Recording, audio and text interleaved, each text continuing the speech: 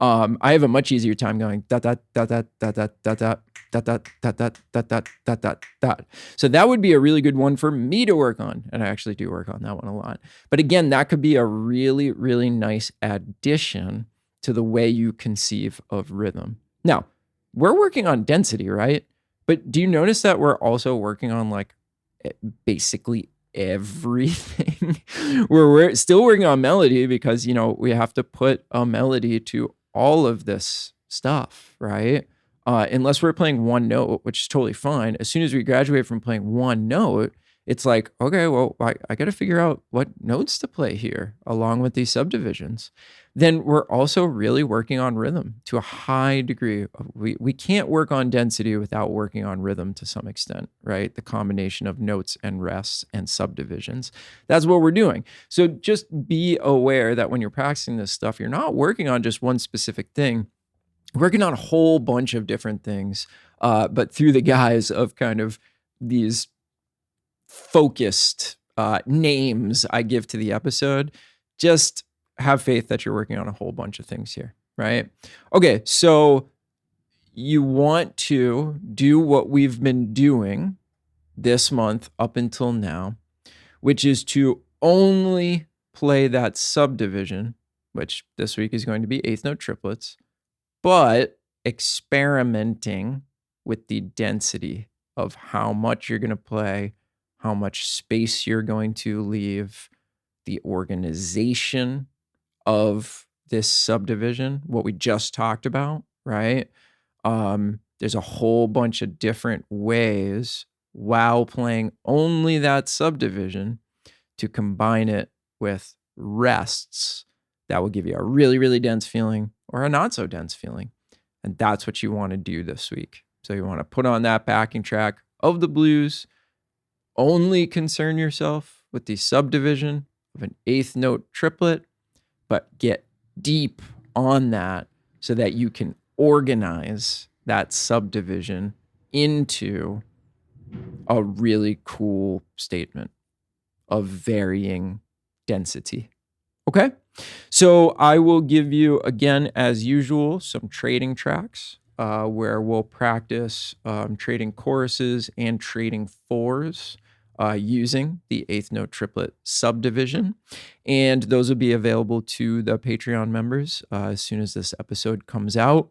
If you're not sure what I'm talking about, we're a listener-supported podcast, which means that we don't do any ads on the show. Instead, we rely on jazz students just like you that get something out of this to support us. We do that in the form of a very small monthly donation, very affordable. And in return for that donation, you get all the materials to help you just immediately jump into action and work on all this stuff. We use the Patreon platform to support the show. So if you want more information to see all the things that you get and to sign up to the varying levels of support, you can go to our website, 10minutejazzlesson.com, click on one of the Patreon banners, or you can go to patreon.com and you can search for the 10-Minute Jazz Lesson podcast. You can get yourself instantly signed up and you get access to every single episode that we've ever done, which is obviously quite a few at this point.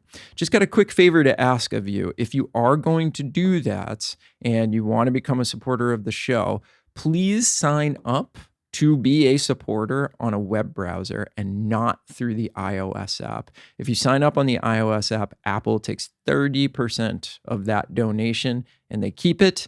And I don't think they need 30% of your donation to go to them. We're not getting rich over here. We're just trying to support the show so that we can keep it coming out. After you sign up in a web browser, you can use the app, but please don't sign up through the app because that really just makes it tough for us to keep going, which it just seems to be getting tougher and tougher with all these people trying to take part of the proceeds. Anyway, end of my rant on that. If you could do that, really appreciate it. Want to give a quick shout out to a new patron this week. Thank you, Tony, for signing up to become a part of the 10-Minute Jazz Lesson family. Really, really appreciate you. And of course, to the over 350 people we have over there supporting the show, thanks. We really couldn't do this without you. So again, 10minutejazzlesson.com, click on one of the Patreon banners, or patreon.com on a browser. Search for the 10-Minute Jazz Lesson Podcast. And I look forward to working with you. Have fun with all this stuff, and we will see you next week. Bye, everybody.